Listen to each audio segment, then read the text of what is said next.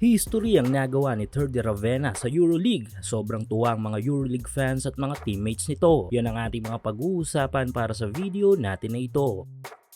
Patuloy ang magandang performance na ipinapakita ng team ng ating kababayan na si Teddy Ravenna sa EuroLeague na BC Dubai. Dahil sa ngayon ay hawak nila ang impressive record na 9 na panalo at 3 talo na magpapasok sa kanila sa top 5 top seeded team this ABA League season. Ngunit sa kabila nga ng magandang mga numero ng Wool team ay tila hindi nga nila nagagamit ng gusto ang lahat ng kanilang mga malalaro. Isang patunay na nga dyan ay ang ating kababayan na si Teddy Ravenna na sobra pa sa limitado ang mga binibigay ng mga minuto sa game sa kanya. Sa kanyang 9 games na nilaro ay 9 minutes lamang ang total minutes ng naging playing time niya dito. Ang masaklap pa nga sa 9 minutes na yan ay hindi man lang mabigyan ng maganda-gandang mga plays ang ating kababayan. Well, siguro nga ay malaking factor ang pagkakapareho ng posisyon ni Teddy at ng import ng Dubai. At ngayon maliban kay Teddy ay kumuha pa ng siya ng point guard ng Dubai sa pagkatao nga yan ni Wael Arakji ng Lebanon. Pero tila worry no more dahil naging mabisang tandem ang dalawa para sa Dubai. Dahil din dito kay Arakji ay nakagawa ng history si Teddy bilang purong Pinoy na unang nakagawa ng puntos dito sa EuroLeague. Sa naging blowout win ng Dubai kontra sa team ng Mornar Barsko sa final score na 104-66 ay naitala ni Teddy ang kanyang first ever points. Nakapagtala si Teddy sa game na ito ng 4 points at 1 steal. 2 minutes and 30 seconds ng fourth quarter mula dito sa assist ni Wael Arakji ay nagawa ni Teddy ang kanyang first 2 points sa liga. Sigawan ng crowd dahil nga sa first ever points na ito ni Teddy sa EuroLeague. Even nga mga mismong teammate ni Teddy ay talagang masaya dahil nga sa unang pagkakataon ay naitalanan nito ang kanyang unang puntos sa kanilang team. And one ang play na ito at successful namang nagawa ito ni Ravenna. Last 40 seconds ay another opportunity sana para sa additional points kay Teddy na magmumula ulit sa pasa ni Arakji. Kaso na-foul ito ng kalaban. Pero makakakuha ng 2 free throw ito, 1 out of 2 throw ang nagawa ni Ravenna.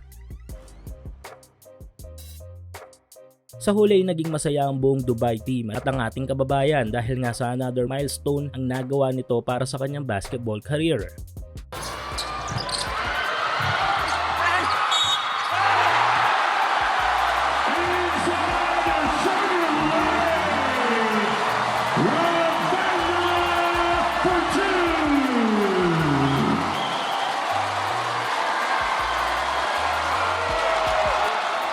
Crowd, keep it going for next week's birthday boy.